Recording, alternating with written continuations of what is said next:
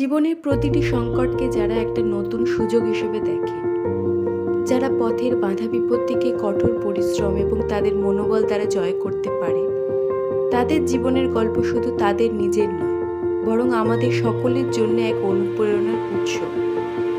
নমস্কার বন্ধুরা, আমি সুজাতা আবারও একবার চলে এসেছি আমার নতুন গল্প নিয়ে। গল্প শুনতে যদি আপনাদেরও ভালো লাগে তাহলে শেষ অবধি সঙ্গে থাকবেন। আজকে আমাদের গল্প হলো সহানুভূতি নিয়ে।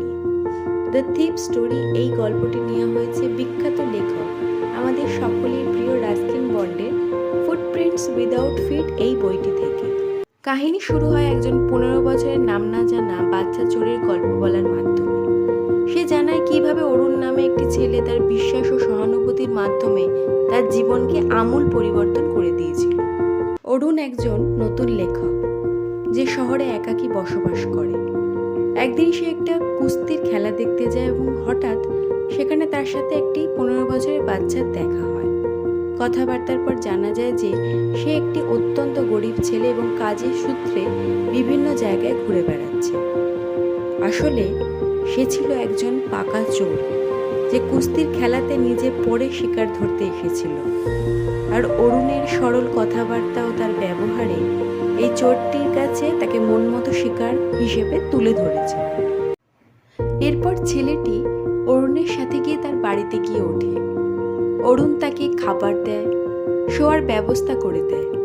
শুধু তাই নয়, অরুণ ছেলেটিকে রান্না করতে শেখায়, কিভাবে লিখতে পড়তে হবে তাও শেখায়।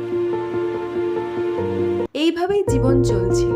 একদিন ছেলেটি দেখে অরুণ অনেকগুলি টাকা পেয়েছে নিজের লেখার কাজের জন্য এবং ঘরের আলমারিতে সেগুলি সে রাখতে দেখে। সেই দিন রাত্রে অরুণ ঘুমিয়ে পড়লে চুপি সারে সেই টাকাগুলি নিয়ে ছেলেটি চম্পট দেয়। রেল স্টেশনে এসে যখন ছেলেটি থামে তখন তার মন অপরাধ বোধে ভরে গেছে। অরুণের বিশ্বাস ও সহানুভূতি সত্ত্বেও টাকাগুলি চুরির জন্য ছেলেটি বারবার নিজেকে দোষ দিতে থাকে। ছেলেটির সামনে এবার দুটি রাস্তা খোলা থাকে। এক, নতুন জীবন শুরু করবে নিজের মতো।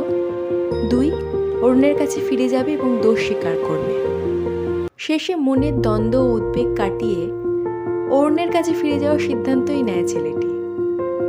এসে টাকাগুলি নির্দিষ্ট জায়গায় রেখে দেয়।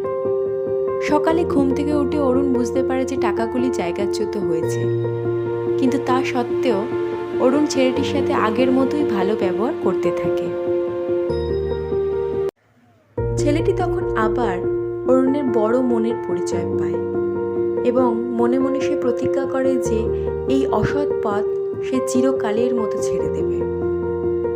এতদূর ভিডিওটি ভালো লাগলে ভিডিওটিতে একটি লাইক ও শেয়ার করে দেবেন এবং সাবস্ক্রাইব করে আমাদের পাশে থাকবেন এবং কমেন্ট করে জানাতে ভুলবেন না ঠিক কোন জায়গা থেকে আমাদের এই গল্পটি আপনারা শুনছেন। এই গল্প থেকে যে শিক্ষাগুলি আমরা পেলাম সেগুলি হলো: 1. বিশ্বাস ও সহানুভূতি শক্তি।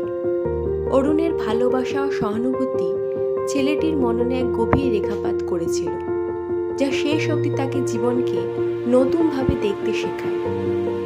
2. প্রত্যেকটি মানুষই দ্বিতীয় ভাগ্য পাওয়ার যোগ্য।